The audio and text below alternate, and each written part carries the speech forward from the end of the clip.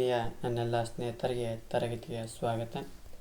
ತರಗತಿ ಪ್ರಾರಂಭ ಮಾಡೋಕ್ಕಿಂತ ಮುಂಚಿತವಾಗಿ ನಮ್ಮ ಒಂದು ಯೂಟ್ಯೂಬ್ ಚಾನಲಿಗೆ ಸಬ್ಸ್ಕ್ರೈಬ್ ಆಗಿ, ಜೊತೆಗೆ ಪ್ರತಿನಿತ್ಯ ತರಗತಿಗಳನ್ನು ವೀಕ್ಷಿಸಿ ಎನ್ನುತ್ತಾ ಇವತ್ತಿನ ತರಗತಿಯನ್ನು ಪ್ರಾರಂಭ ಮಾಡ್ತಾ ಹೋಗ್ತೀನಿ.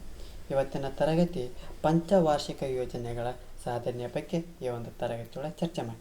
ಈ ಹಿಂದೆ ತರಗತಿಯೊಳಗೆ ಪಂಚವಾರ್ಷಿಕ ಯೋಜನೆಗಳ ಒಂದು ಪ್ರಾರಂಭಿಕ ಪರಿಚಯವನ್ನು ಮಾಡ್ಕೊಂಡಿದ್ವಿ. ಈ ಪಂಚವಾರ್ಷಿಕ ಯೋಜನೆಗಳು ಯಾವಾಗ ಪ್ರಾರಂಭಕ್ಕಪ್ಪ ಅಂದರೆ ಏಪ್ರಿಲ್ 1, 1951ರಲ್ಲಿ ಪ್ರಾರಂಭ ಆಗುತ್ತೆ. ಒಟ್ಟು ಇಲ್ಲಿವರೆಗೆ ಎಷ್ಟು ಪಂಚವಾರ್ಷಿಕ ಯೋಜನೆಗಳಾಗ್ಯವಪ್ಪ ಅಂದರೆ 12 ಆಗ್ಯವು.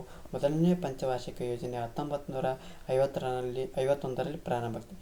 ಕೊನೆಯ ಒಂದು ಏನದು ಪಂಚವಾರ್ಷಿಕ ಯೋಜನೆಯು 2012ರಿಂದ 2017ರವರೆಗೆ ಈ ಒಂದು 12ನೇ ಪಂಚವಾರ್ಷಿಕ ಯೋಜನೆ ಕಂಡು ಬರ್ತಾವೆ. ಈ ಒಂದು ಪಂಚವಾರ್ಷಿಕ ಯೋಜನೆಗಳ ಸಾಧನೆ ಆದವು ಅಂದರೆ ವಿಫಲ ಆದವು, ಸಾಧನೆ ಆದವು ಅನ್ನೋದ್ರ ಬಗ್ಗೆ ಈ ಒಂದು ತರಗತಿಯೊಳಗೆ ಚರ್ಚೆಯನ್ನು ಮಾಡ್ತಾವೆ. ಏನು ಈ ಭಾರತದಲ್ಲಿ ಪಂಚವಾರ್ಷಿಕ ಯೋಜನೆಗಳು ಜಾರಿಗೆ ಬಂದು ಎಷ್ಟು ವರ್ಷ ಮುಗಿದವಪ್ಪ ಅಂದ್ರೆ 60 ವರ್ಷಗಳು ಮುಗಿದವು. ಈ 11 ಯೋಜನೆಗಳು ಮುಕ್ತಾಯಗೊಂಡವು. ಅಂದ್ರೆ ಒಂದು 60 ವರ್ಷಗಳ ಮುಗಿದ ಅಂದಪ್ಪ 11 ಯೋಜನೆಗಳು ಮುಕ್ತಾಯಗೊಂಡವು.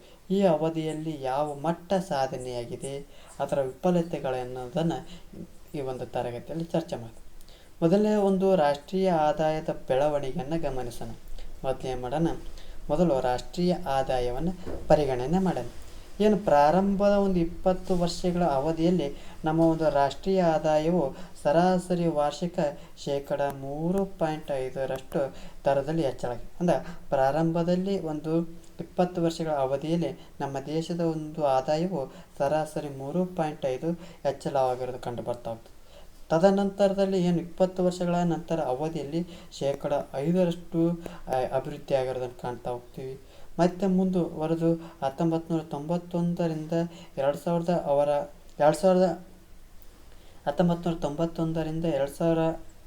ಅವಧಿಯಲ್ಲಿ ಸರಾಸರಿ ವಾರ್ಷಿಕ ಒಂದು ಆದಾಯ ನೋಡೋದಾದರೆ 5.6% ಅಭಿವೃದ್ಧಿಯನ್ನು ಕಾಣ್ತಾ ಹೋಗ್ತೀವಿ. 2001ರಿಂದ 2010ರ ಒಂದು ಅವಧಿಯೊಳಗೆ 7.3ರ ಒಂದು ಅವಧಿಯನ್ನು 7.3ರ ಒಂದು ದರದಲ್ಲಿ ಹೆಚ್ಚಳವಾಗಿರೋದನ್ನು ಕಾಣ್ತವೆ. ಅಂದರೆ ವರ್ಷಗಳು ಕಳೆದಂತೆ ರಾಷ್ಟ್ರೀಯ ಆದಾಯವೇನಾಗ್ತೈತಿ, ಬೆಳವಣಿಗೆ ಒಂದು ಕ್ರಮೇಣ ಹೆಚ್ಚುತ್ತಾ ಇತ್ತು. ಯಾಕಪ್ಪ ಅಂದರೆ ಪ್ರಾರಂಭದಲ್ಲಿ 20 ವರ್ಷಗಳ ಒಂದು ಅವಧಿಯಲ್ಲಿ ನೋಡಿದ ಭಾರತದ ಒಂದು ರಾಷ್ಟ್ರೀಯ ಆದಾಯ 3.5% ಹೆಚ್ಚಳವಾಗಿತ್ತು. ಮತ್ತು ಒಂದು 20 ವರ್ಷಗಳ ಒಂದು ತದನಂತರದಲ್ಲಿ ಬಿಟ್ಟು ನೋಡಿದಪ್ಪ ಅಂದ್ರೆ ರಾಷ್ಟ್ರೀಯ ಆದಾಯವು 5% ಹೆಚ್ಚಾಗಿರೋದು ಕಂಡು ಬರ್ತೈತಿ. 1991ರಿಂದ 2000 ಕಾಲಾವಧಿ ನೋಡಿದರೆ 5.6% ಹೆಚ್ಚಳವಾಗಿರೋ ಕಂಡು ಬರ್ತಾ ಹೋಗ್ತೈತಿ. 2001 ಮತ್ತು 2010ರ ಒಂದು ಅವಧಿಯೊಳಗೆ 7.3% ಅಭಿವೃದ್ಧಿಯನ್ನು ಕಾಣ್ತಾ ಹೋಗ್ತೈತಿ. ಅಂದರೆ ವರ್ಷಗಳು ಕಳೆದಂತೆ ರಾಷ್ಟ್ರೀಯ ಆದಾಯ ಏನಾಗ್ತೈತಿ, ಹೆಚ್ಚಿಗೆ ಆಗ್ತಾ ಹೋಗೋದು ಕಂಡು ಬರ್ತಾ ಹೋಗ್ತೈತಿ. ಏನು 2001 ಮತ್ತು 2001ರಿಂದ 2010ರ ಒಂದು ಅವಧಿಯಲ್ಲಿ ತಲಾ ಆದಾಯವು ವಾರ್ಷಿಕ ಸರಾಸರಿ 5.6 ಆಗಿದೆ. ಸರ್ ಇದೇನ್ರಿ ತಲಾ ಆದಾಯ ಅಂತ ಕೇಳಬಹುದು. ತಲಾ ಆದಾಯ ಅಂದರೆ ಹಿಂದೆ ಹೇಳಿದ್ದೇನೆ, ಭಾರತದ ರಾಷ್ಟ್ರೀಯ ಆದಾಯವನ್ನು ಆ ದೇಶದ ಒಟ್ಟು ಜನಸಂಖ್ಯೆಯಿಂದ ಭಾಗಿಸಿದಪ್ಪ ಅಂದ್ರೆ ತಲಾ ಆದಾಯನ ಸಿಗ್ತಾಗ್ತೈತಿ. ಅಂದರೆ 2001ರಿಂದ 2010ರ ಒಂದು ಈ ಅವಧಿಯೊಳಗೆ ತಲಾ ಆದಾಯವು ವಾರ್ಷಿಕ ಸರಾಸರಿ 5.6% ಹೆಚ್ಚಿಗೆ ಆಗಿರೋದು ಕಂಡು ಬರ್ತಾ ಹೋಗ್ತೈತಿ. ಜೊತೆಗೆ ಈ ರಾಷ್ಟ್ರೀಯ ಆದಾಯದ ಬೆಳವಣಿಗೆಯಲ್ಲಿ ಅರ್ಥವ್ಯವಸ್ಥೆಯ 3 ವಲಯಗಳಾದಂಥ ಕೃಷಿ, ಕೈಗಾರಿಕೆ, ಸೇವಾ ವಲಯಗಳ ಕೊಡುಗೆ ಕಾಣ್ತಾ ಹೋಗ್ತೀವಿ. ಏನಿದೆ ಪ್ರಾಥಮಿಕ ವಲಯ, ದ್ವಿತೀಯ ವಲಯ ಮತ್ತು ಸೇವಾ ವಲಯ, ಇದನ್ನು ತಯಾರಿಕಾ ವಲಯ ಅಂತಂದು ಕರಿತಾ ಹೋಗ್ತೀವಿ.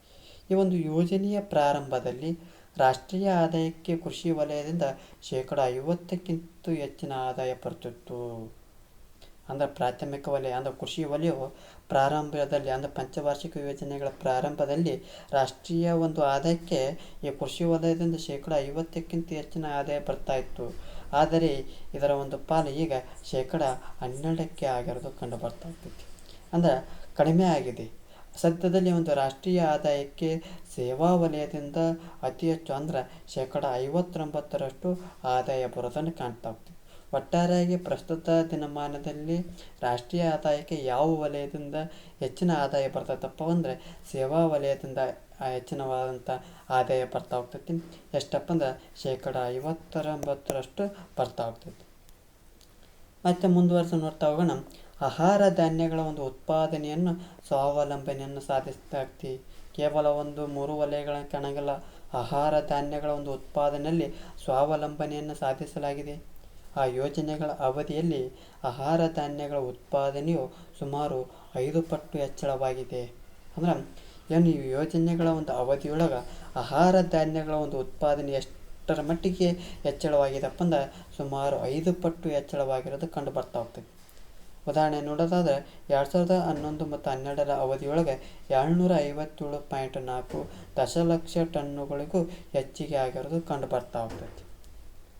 ಮತ್ತು ಮುಂದುವರೆದು ನೋಡ್ತಾ ಹೋಗೋಣ. ಕೈಗಾರಿಕೆ ಮತ್ತು ಸೇವಾ ವಲಯಗಳ ವಿಸ್ತರಣೆಯಿಂದ ಉದ್ಯೋಗಾವಕಾಶಗಳು ಹೆಚ್ಚಿಗೆ ಆಗಿವೆ. ಏನು ಕೈಗಾರಿಕಾ ವಲಯ ಅಂದರೆ ತಯಾರಿಕಾ ವಲಯ, ಸೇವಾ ವಲಯ ಅಂದರೆ ತೃತೀಯ ವಲಯ. ಈ ಒಂದು ಕೈಗಾರಿಕಾ ವಲಯ ಮತ್ತು ಸೇವಾ ವಲಯಗಳ ವಿಸ್ತರಣೆಯಿಂದ ಏನಾಗಿದೆಪ್ಪ ಅಂದ್ರೆ ಉದ್ಯೋಗಾವಕಾಶಗಳು ಹೆಚ್ಚಿಗೆ ಆಗಿ ಕಂಡು ಬರ್ತಾ ಹೋಗ್ತವೆ.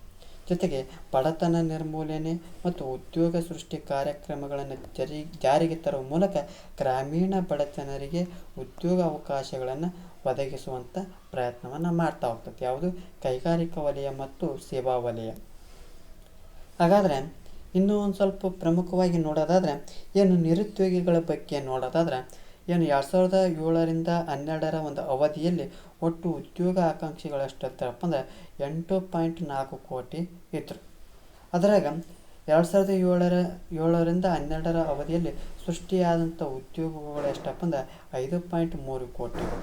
ಪ್ರಸ್ತುತದಲ್ಲಿ ಕೊನೆಯಲ್ಲಿದ್ದಂಥ ನಿರುದ್ಯೋಗಿಗಳು ಎಷ್ಟಪ್ಪ ಅಂದ್ರೆ 3.1 ಕೋಟಿಗಳು. ಅಂದ್ರೆ ಇದು ಒಂದು ಅಂಕಿಅಂಶ ಎಷ್ಟಿರದಪ್ಪ ಅಂದ್ರೆ 2007ರಿಂದ 2012ರ ಒಂದು ಅವಧಿಯಲ್ಲಿ ನೋಡ್ತಾವೆ.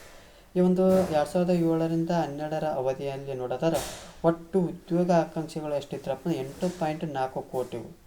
ಅದರಲ್ಲಿ ಸೃಷ್ಟಿಯಾದಂಥ ಉದ್ಯೋಗಗಳು ಎಷ್ಟಪ್ಪ ಅಂದ್ರೆ 5.3 ಕೋಟಿಗಳು.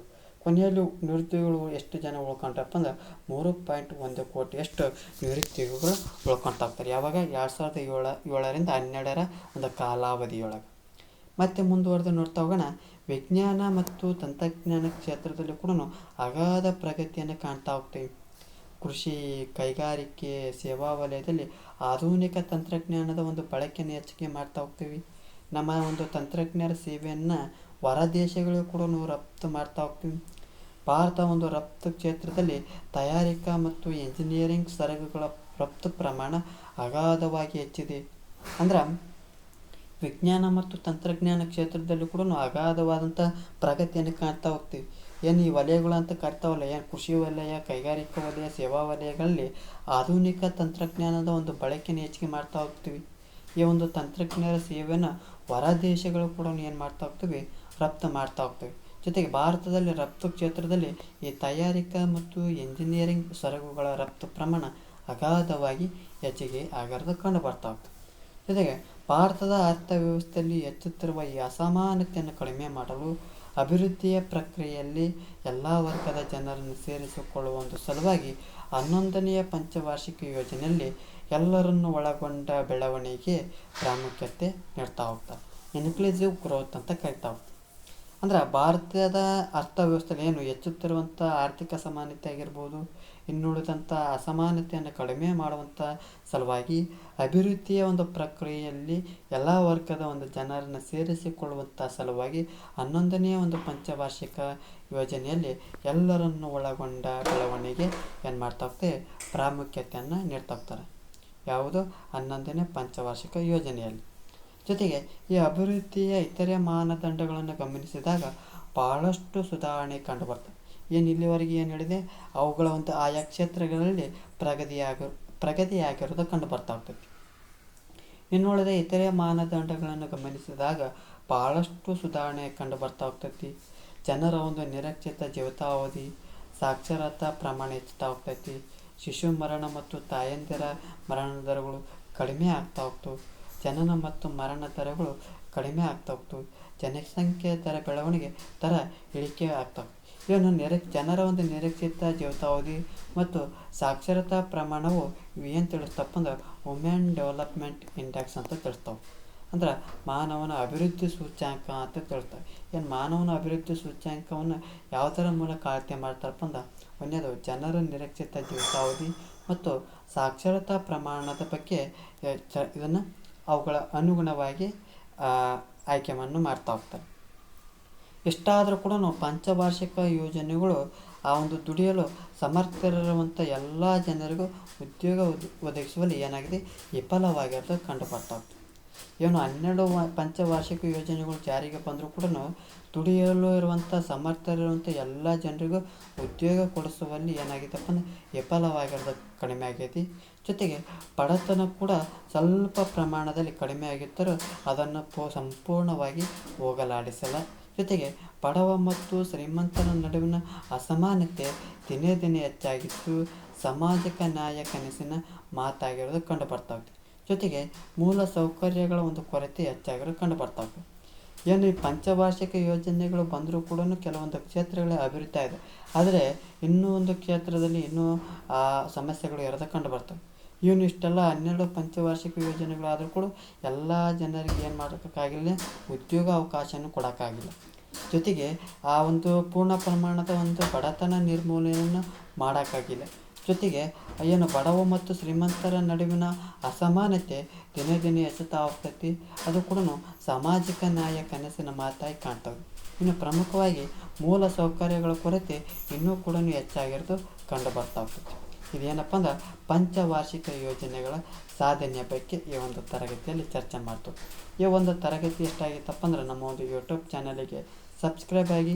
ಜೊತೆ ಈ ಒಂದು ತರಗತಿ ಎಷ್ಟಾಗಿತ್ತಪ್ಪ ಅಂದ್ರೆ ಲೈಕ್ ಮಾಡಿ, ಇಲ್ಲದಿದ್ದರೆ ಡಿಸ್ಲೈಕ್ ಮಾಡಿ. ಏನಾದರೂ ದೋಷಗಳು ಮತ್ತು ನಿಮ್ಮ ಒಂದು ಅಭಿಪ್ರಾಯಗಳನ್ನು ಕಮೆಂಟ್ ಬಾಕ್ಸ್ನ ಮೂಲಕ ತಿಳಿಸಿ ಅನ್ನುತ್ತಾ ಈ ಒಂದು ತರಗತಿಯನ್ನು ಮುಗಿಸ್ತಾ ಇದ್ದೀನಿ. ಎಲ್ಲರಿಗೂ ಧನ್ಯವಾದಗಳು.